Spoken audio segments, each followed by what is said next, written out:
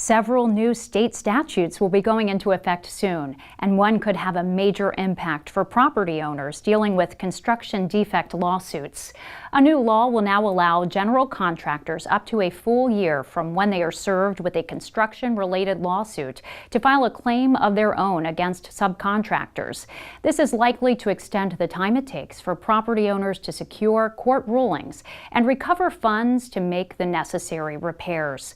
One of Central Florida's largest condo complexes is still dealing with problems stemming from construction of the buildings back in 2000, which has resulted in water damage, electrical hazards, and millions of dollars in fines from the city of Orlando. The primary purpose of Chapter 558 is to establish a pre-litigation procedure so that builders receive notice of defects and have an opportunity to conduct an inspection and propose some kind of resolution.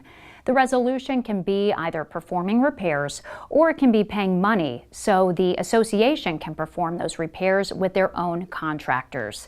The latest change in the law highlights the need for property owners to work with experienced construction defect attorneys like Angius-Terry to initiate legal action that will start repair work as soon as possible under a state statute known as Chapter 558.